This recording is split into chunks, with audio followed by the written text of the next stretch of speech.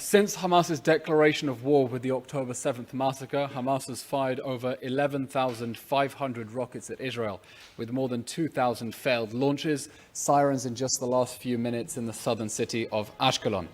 The death toll from the massacre stands at over 1,200.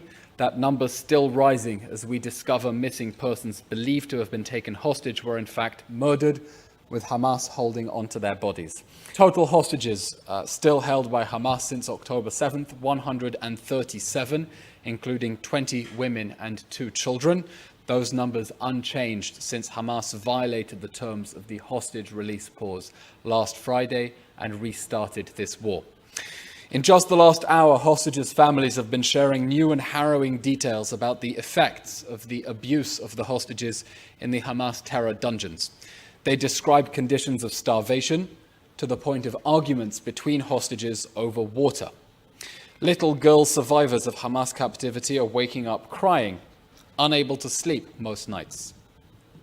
Little Emilia Aloni was so traumatized by over 50 days of captivity that she refuses to let go of her mother, even to let her go to the bathroom at home. Doctors are attesting to the consequences for the health of these survivors, saying they have, quote, never seen such terrible hygiene as the conditions in which Hamas returned the hostages, having lost 10 to 15% of their body weight.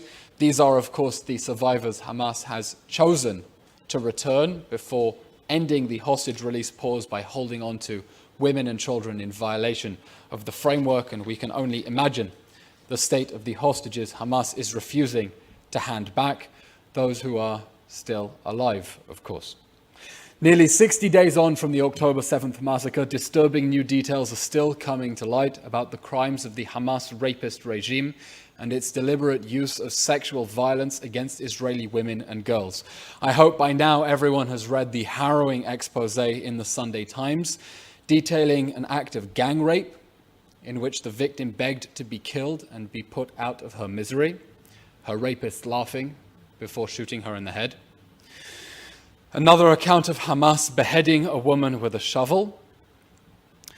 Testimonies from the morgue of broken pelvises and legs, women shot in their faces, breasts, and genitals.